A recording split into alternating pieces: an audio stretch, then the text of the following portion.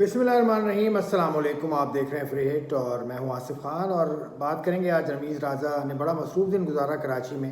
पहले उन्होंने Perl continental hotel में एक प्रेस टॉक की और अपनी ब्रीफिंग भी दी उन्होंने, जो उन्होंने बोर्ड ऑफ गवर्नर्स का इजलास किया था उसकी ब्रीफिंग भी उन्होंने दी।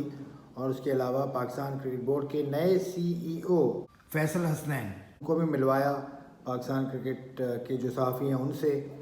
तो ये बात हुई। उसके बाद वो नया नाज़ाबाद स्टेडियम गए जहाँ पर drop in pitch Pakistan cricket board पहली ड्रॉप इन पिच पाकिस्तान में इंस्टॉल कर रहा है। नया नाज़ाबाद की जो इंतज़ामिया है, आरिफ हबीब साहब और उनके लोग उनके साथ मिलके अब रमीज़ राजा ने बहुत अच्छी बातें की, सब अच्छी बातें। और जो उनके साथ जनाब CEO साहब जो नए आए हैं उन्होंने भी बहुत अच्छी बातें की जो कि बहुत अच्छी लगी सुनने में। बिल्कुल मुझे ऐसा याद आया जैसे वसीम खान ने पहली प्रेस कॉन्फ्रेंस में अपनी बातें की थी, बल्कि पाकिस्तान क्रिकेट बोर्ड के जो मीडिया डायरेक्टर हैं समीउल हसन साहब, उन्होंने तो उनको जब उन्होंने ख़त्म की अपनी टॉक CEO साहब ने नए, तो उन्होंने कहा थैंक यू वसीम। और फिर वो अचानक चौंक गया। उन्होंने कहा वसीम खान ने इतनी प्रेस कॉन्फ्रेंस की हैं कि मुझे याद अभी भी उन्हीं की आती है, या उनकी ज़बान पे उनका नाम ही चढ़ा हुआ है। लेकिन अब मेरा मसला यहाँ पे कुछ और है। तो ड्रॉप इन पिचेस पर तो हम बात करेंगे, ड्रॉप इन पिचेस की क्यों ज़रूरत है। ड्रॉप इन पिचेस का पहले समझना ज़रूरी है। ऑस्ट्रेलिया और न्यूजीलैंड में इस्तेमाल होती हैं। ऑस्ट्रेलिया और न्यूजीलैंड में पाकिस्तान के प्लेयर्स, बैट्समैन ख़ास तौर से जाकर मुश्किलात का शिकार होते हैं। सब नहीं शिकार होते। माजी में मोहसिन खान बहुत अच्छा खेले ऑस्ट्रेलिया में, एजाज़ अहमद बहुत अच्छा खेले ऑस्ट्रेलिया में, सईद अनवर बहुत अच्छा खेलते थे ऑस्ट्रेलिया में। कासिम उमर के हवाले से भी यही कहा जाता है कि he was also a good player of bouncy pitches. तो ये बाउंसी पिचेस ही बनानी है क्या? ड्रॉप इन पिचेस क्या आपका सीज़न या आपका मौसम इसकी इजाज़त देता है? ड्रॉप इन पिचेस को उनकी देखभाल भी करनी होती है क्या? उसकी एक्सपर्टीज़ आपके पास हैं? Drop in pitches is a seriously expensive business. तो अब ये तकरीबन 35 से 37 करोड़ रुपया आरिफ हबीब साहब लगा रहे हैं, मैंने सुना है। लेकिन खैर चलें, आने दीजिए, ड्रॉप इन पिच को आने दीजिए। अगर बाउंस प्रॉब्लम है तो बाउंस मैंने देखिए चारों सूबों में पाकिस्तान की विकेटें देखी हैं। और कोयटा की पिच, मैं कहता हूँ बुगटी स्टेडियम कोयटा की pitch is the liveliest pitch in Pakistan. ये मैं बड़े वसूख से कह रहा हूँ क्योंकि वहाँ पे मंसूर साहब हैं जो पाकिस्तान क्रिकेट बोर्ड के अफसर हैं वहाँ पर, और उन्होंने भी यही कहा कि यहाँ की जो घास है कोयटा की पिच पे वो निस्बतन लंबी है उसकी जड़, तो वो उसको इंटैक्ट भी रखती है। और मौसम की वजह से जून जुलाई अगस्त में बाउंस भी काफ़ी अच्छा मिलता है, जो कि मैंने खुद देखा। सितंबर अक्टूबर में काज़म ट्रॉफ़ी के वहाँ मैचेस हुए थे, पहला सीज़न जो हुआ था इस रीवैम्प सिस्टम का, उसमें मैं कोयटा गया भी था। और कोयटा मैं गाहे जाता रहता हूँ। मैंने 7 ट्रिप किए हैं कोयटा के 2018 से अब तक। तो मुझे अंदाज़ा है कि वहाँ की पिच जो है वो लाइवली है। तो मैं दरख्वास्त करूँगा रमीज़ राजा साहब से कि वो ज़रूर वहाँ भी देखें और अपने मुल्क में आप एक पिच बना लें। उसके अलावा डायमंड ग्राउंड जो है इस्लामाबाद का, वहाँ पे मैंने देखा भी है, मैं खेला भी हूँ वहाँ पे। तो वहाँ का बाउंस भी बहुत अच्छा है। बिकॉज विकेट कीपिंग ऐसे ही हम शौकिया कर लेते हैं तो उसमें अंदाज़ा होता है कि वहाँ भी लाइव है। लेकिन डायमंड ग्राउंड क्योंकि एक ऐसे शख्स के पास है जो कि PCB से आजकल अलाइन नहीं है, शकील शेख साहब, तो उस वजह से वहाँ पर नज़र नहीं जाती। डायमंड की पिच बड़ी अच्छी है। लेकिन ये जो अब ड्रॉप इन पिचेस का एक नया बात आई है, तो ड्रॉप इन पिचेस अगर ऑस्ट्रेलिया में जीत के लिए ज़रूरी हैं तो इंडिया ने क्यों नहीं बनाई ड्रॉप इन पिच? इंडिया ने नहीं बनाई। सफ़े अव्वल की टीम्स हैं 4, इसमें तो 2 ऑस्ट्रेलिया और न्यूजीलैंड, यहाँ पर ड्रॉप इन पिच इस्तेमाल होती है। ड्रॉप इन पिच कैसे बनती है, क्या होता है, वो तो आपको अंदाज़ा है ही कि बाहर बनाते हैं उसको ला के इंस्टॉल कर देते हैं, वो ठीक है। और लेकिन ड्रॉप इन पिचेस का ज़रूरत क्यों आती है ऑस्ट्रेलिया में? क्योंकि वहाँ पे और भी स्पोर्ट्स खेले जाते हैं, रग्बी वहाँ पे खेला जाता है, फुटबॉल वहाँ पे खेला जाता है, और उनके पास फील्ड्स नहीं हैं, ग्राउंड्स नहीं हैं।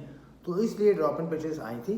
और ड्रॉप इन पिचेस का जो जावेद मियादाद साहब से मेरी बात हुई, उन्होंने कहा कैरी पैकर जो 1978-79 में कैरी पैकर सीरीज़ हुई थी, तो वहाँ से ड्रॉप इन पिचेस का मामला शुरू हुआ था। तो ड्रॉप इन पिचेस ले लें, ठीक है।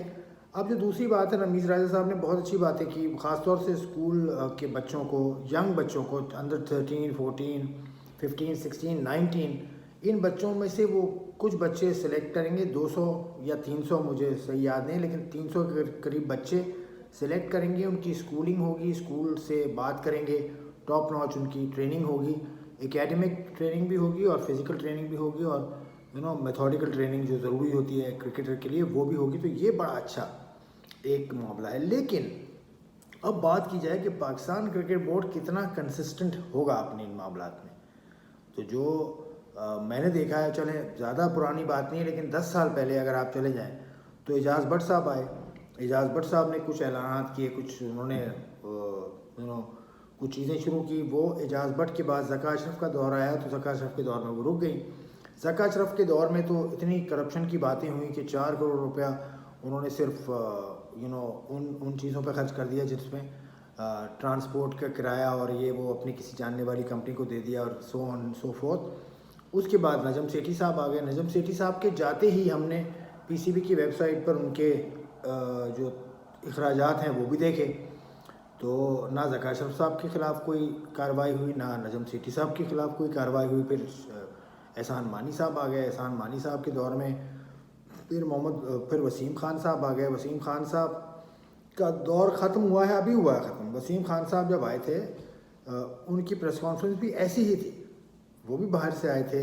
یہ صاحب جو آئے ہیں نئے، یہ بھی باہر سے آئے ہیں. تو بات یہ ہے کنسسٹنسی. کیا رمیز راجہ صاحب اس چیز کی گارنٹی دیتے ہیں کہ ان کے جاتے ہی یہ سارے کام ہوتے رہیں گے؟ پاکستان میں یہ پرابلم ہے. یہ پرابلم ہے پاکستان کرکٹ کا کہ کنسسٹنٹ پلانز نہیں بنتے، اور جو نیا بورڈ آتا ہے وہ پرانے بورڈ کے پلانز کو اوور لیپ کر دیتا ہے یا ختم کر دیتا ہے. بہت کچھ ہوا نا، اسکول کرکٹ پہ پروگرام چل رہا تھا نا، وہ ختم ہو گیا.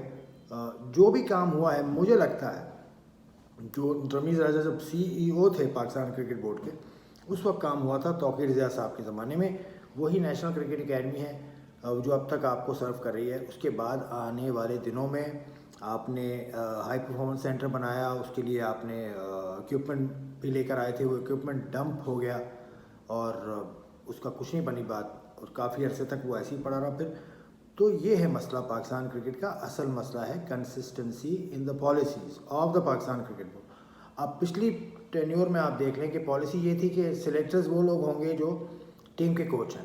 اب یہ بات ہو رہی ہے، رمیز راجہ نے یہ بھی کہا کہ وہ اس آئیڈیا سے شاید اختلاف کرتے ہیں، اور میری اطلاع کے مطابق اب شاید ان کوچز کو پی ایس ایل میں بھی کام کرنے کی اجازت نہ ملے due to the conflict of interest. یہ جو چیزیں ہیں نا، یہ پاکستان کرکٹ کو آگے بڑھنے سے روکتی ہیں. پاکستان کرکٹ کے انتظامی معاملات میں بھی کنسسٹنسی کی ضرورت ہے. تو یہ تھا میرا view about Ramiz Raja who is quite energetic. He looks to do a lot for Pakistan cricket اور رائٹ. بٹ کیا یہ کنسسٹنسی لا سکیں گے اس چیز میں؟ پاکستان کرکٹ ٹیم میں کنسسٹنسی کی تو بات کر رہے ہوں، اور پاکستان کرکٹ ٹیم کی جو پرفارمنس گنوا رہے ہیں وہ گنوا رہے ہیں T20 کی. ٹیسٹ کی پرفارمنس کا کیا حال ہے، ون ڈے کی پرفارمنس کا کیا حال ہے پاکستان کی، اس کا کیا ریزن ہے؟ اس کی طرف ہم نہیں آئے، بلکہ T20 کرکٹ کو تو اتنی اہمیت دے دی کہ اب انڈر 19 کا بھی T20 یعنی پی ایس ایل کرانے کی بات ہو رہی ہے، which is I think a unique idea. Because under 19 level پر کہیں پر بھی T20 کرکٹ نہیں ہوتی، یہ ڈسکریج کی جاتی ہے. خیر، اب رمیز حسن راجہ صاحب آئے ہیں، ان کے دور میں کیا ہوتا ہے وہ ہم دیکھتے ہیں. We hope everything will fall in place for Rameez Raja, اور کنسسٹنس پالیسی کو ایسی بنے کہ اگر یہ چاہتے ہیں جب یہ جائیں تب بھی ان کی پالیسی کو لے کر آگے چلا جائے. اب یہ فری ہٹ سے مجھے اجازت دیجیے. آپ سبسکرائب بھی کر سکتے ہیں آپ چاہیں تو. خدا حافظ.